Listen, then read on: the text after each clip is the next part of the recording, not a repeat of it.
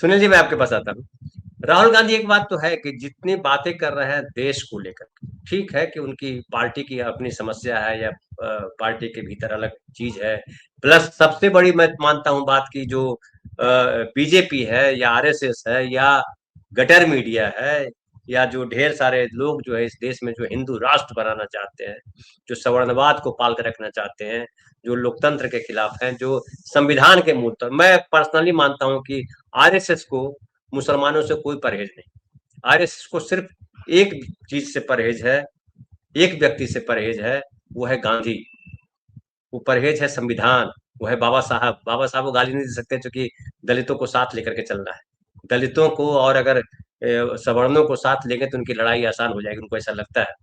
लेकिन तो वो है। लेकिन राहुल गांधी लगातार जिस तरह से नोटबंदी की बात हो, आज जिस तरह से बोल रहे हैं ईरान को लेकर के, और जिस तरह से जब चीन को लेकर के जो कहा था, चीन पाकिस्तान में जब मित्रता हो रही थी, राहुल गांधी की बात जो है वो लगातार सही कह रहे हैं। लेकिन वो प्रमुखता से, जिसे मैं देख रहा था, कोई बता रहा था कि जो है जब लड़ाई हो रही थी, दुनिया के दूसरे देश लड़ रहे थे, तो राजीव गांधी गए थे, विपक्ष के नेता थे या विपक्ष में तो भी गए थे और उनसे बात की थी और रास्ता निकालने की कोशिश की। हालांकि तब सरकार अलग थी, आज सरकार अलग है। आज तुरंत देशद्रोही हो जाता है कोई आदमी, तुरंत जो है वो, राहुल गांधी तो ऐसे भी हो जाते हैं।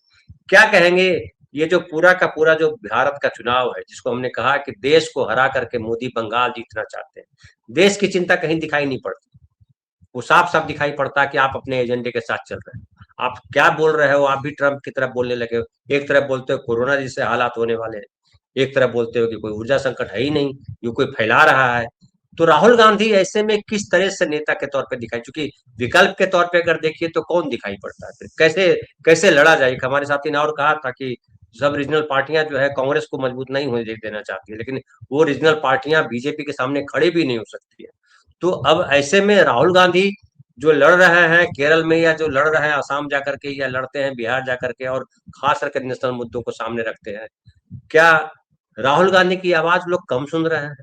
उसकी क्या वजह देखते हैं? और कुल मिलाकर के जो स्थिति है, क्या आपको लगता है कि नरेंद्र मोदी की स्थिति और कमजोर हुई है ईरान और इजराइल युद्ध के बाद? धन्यवाद धनंजय जी। राहुल गांधी की बात लोग नहीं सुन रहे हैं, यह तो बड़ा सतही निष्कर्ष है। अगर नहीं सुन रहे होते लोग तो भारतीय जनता पार्टी के आक्रामक राजनीति में कांग्रेस दफन हो गई होती। और जिस तरीके से कांग्रेस को समाप्त करने के लिए भारतीय जनता पार्टी ने संस्थागत प्रयास किए, तो उन्होंने बाकायदे नारा दिया कांग्रेस मुक्त भारत का। उन्होंने बाकायदे अभियान चलाया जो कांग्रेस का नेतृत्व है उसके खिलाफ तरह तरह के आरोप लगाए। तो वो तो नहीं है। आज अगर इस देश में कोई बीजेपी के खिलाफ विमर्श बन रहा है तो उसके पीछे राहुल गांधी है। राहुल गांधी ने बीजेपी और आरएसएस के ऊपर कभी अपनी आक्रामकता कम नहीं की।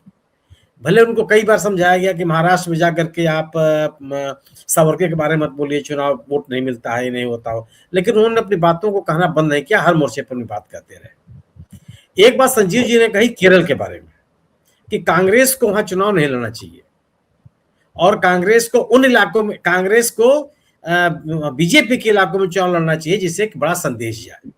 मतलब नहीं सर, नहीं सर, नहीं सर, थोड़ा सा करेक्शन है।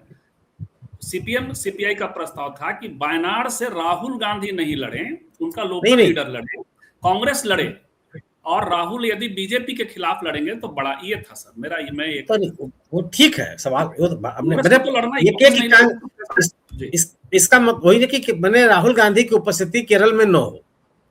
सवाल यह है कि कांग्रेस वायनाड के इलेक्शन में जी ना हो, पर केरल कांग्रेस में गुजरात की आम आदमी पार्टी नहीं है, वो सत्ता की दावेदार है और सत्ता में रही है। और सत्ता में ये किसी भी राजनीतिक दल का ये होता है कि कम से कम एक लोगों ने तो कोई सवाल नहीं पैदा किया कि आखिर इनको लड़ना है, नरेंद्र मोदी को तो बनारस में क्यों आ रहे हैं, वो लड़ लीजिए आकर के आप मुरादाबाद में, आप लड़ लीजिए आकर के रामपुर में। ये तो हर वामपंथी नेता पश्चिम बंगाल में जब इनकी लगातार सरकारें चलती थी तब भी किसी ने अपनी कंस्टिट्यूएंसी नहीं बदली है। 7 बार 8 बार 10 बार के सांसद हैं वहां, और एक से बड़े बड़े नेता, छोटे मोटे नेता नहीं, किसी ने कंस्टिट्यूंसी नहीं बदली। और यह कहना कि कांग्रेस के कारण बीजेपी बढ़ती है, पश्चिम बंगाल में कांग्रेस बढ़ गई तो उसके पीछे कौन कारण है? कितने नेताओं का नाम आप लेंगे जो वामपंथी नेता थे, सीपीआई के नेता थे, सीपीएम के नेता थे, जो बीजेपी की सदस्यता उन्होंने ग्रहण कर ली? कितने कार्यकर्ता हैं जो उन्होंने बीजेपी की सदस्यता ग्रहण कर ली, जिनको टीएमसी ने अपने साथ नहीं रखा? टीएमसी में भी गए। बीजेपी कांग्रेस की तुलना में सर्वाधिक वामपंथी दलों ने अपने खेमे बदले हैं और वो सर्वाधिक बीजेपी में गए हैं। किसी इलाके में, जिन इलाकों में वामपंथी दल सर्वाधिक मजबूत रहे हैं, जिसमें जंगल महाल का इलाका है, जिसमें पुरुलिया है, जिसमें बांकुड़ा है, यहाँ पे ताकत होती थी वामपंथी दलों की। आज वहां बीजेपी की ताकत है, मजबूत ताकत है वहां। 2018 के चुनाव में बीजेपी ने बहुत ही मजबूत मुकाबला किया था टीएमसी का वहां, और ये अधिकांश उससे वामपंथी दलों के नेता थे। तो केवल बीजेपी वामपंथी दलों, बीजेपी कांग्रेस के कारण से किसी राज्य में बढ़ रही है, यह भी निष्कर्ष देना और उसको केरल के संदर्भ में लागू करना मुझे नहीं लगता कि बहुत लॉजिकल है। कांग्रेस अपने गढ़ को बचाने का प्रयास क्यों नहीं केरल में करेगी? अगर उसको केरल में लड़ना वामपंथियों से ही है, वामपंथी ही एक बार सत्ता में आते हैं वामपंथी, एक बार आती है कांग्रेस, मैंने यूडीएफ एलडीएफ ये चल रहा है। तो केवल इस बिना पर कि जो भी राजनीतिक लड़ाई हो बीजेपी से लड़ा जाना है, कोई अपने प्रभाव के क्षेत्र को क्यों छोड़ेगा? और इस बिना पर उसकी यह आलोचना कि वह बीजेपी के खिलाफ नहीं लड़ रहा है, यह निष्कर्ष को कैसे स्वीकार किया जाना चाहिए और क्यों स्वीकार किया जाना चाहिए? दूसरी चीज, मैं गिनती गिना सकता हूं आपको गोपाल कृष्ण जी, मैं भी, मेरे पास नोट है कि कौन कौन से सांसद और विधायक गए हैं। नाम बता सकता हूं कि बड़े बड़े नेताओं के नाम बता सकता हूं जो बीजेपी में गए हैं। एक बार आप पश्चिम बंगाल के राजनीति को पढ़ लीजिए, नाम बता सकता हूं आपको जो गए हैं वामपंथी नेता बीजेपी में। ये कोई गोपाल कृष्ण जी मैं कल्पना करके आपको नहीं बता रहा हूं।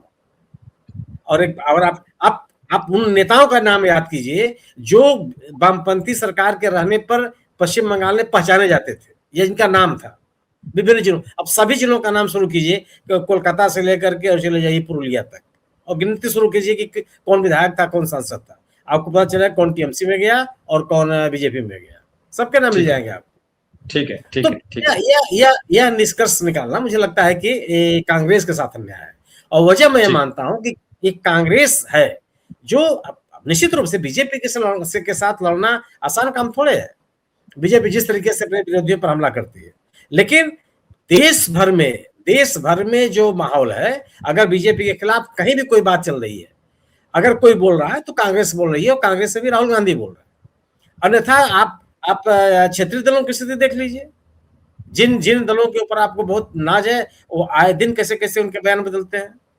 नीतीश कुमार जैसा बड़ा समाजवादी नेता वो ले जाकर स्थापित कर दिया बीजेपी को, सबके सामने दिखाई दे रहा है। वो क्यों स्थापित कर दिया? जो तो हमेशा बीजेपी सांप्रदायिकता के राजनीति के खिलाफ चुनाव लड़ते रहे, राजनीति करते रहे। यही नीतीश कुमार है जिन्होंने भारतीय जनता पार्टी की कार्य समिति हो रही बैठक में जो भोज दिया था उन्होंने वापस ले लिया था। ये तो एक शिष्टाचार के कभी इंतहा थी, बावजूद उसके विरोध प्रदर्शन के लिए चले गए। जब 2014 में 2002 का जब दंगा हुआ था गुजरात में, तो नीतीश कुमार जी ने किस तरह की प्रतिक्रिया दी थी? आज कहाँ है वो? गोदे बैठे हुए हैं। तो ऐसा चेहरा, बाकी किसी भी राज्य में आप जाइए, ये उड़ीसा में चले जाइए आप, हमेशा से नवीन पटनायक के पिताजी वामपंथी दलों बिजू पटनायक और राजनीति करते रहे सांप्रदायिक दलों के खिलाफ। संसद में हर जगह मदद किया नवीन पटनायक साहब की पार्टी ने, बीजेडी ने। किस मौके पर विरोध के साथ खड़े हुए? एआईडीएम की जो द्रविड़ आंदोलन की पार्टी कही जाती है, वो बीजेपी के गोद में जाके बैठ गई।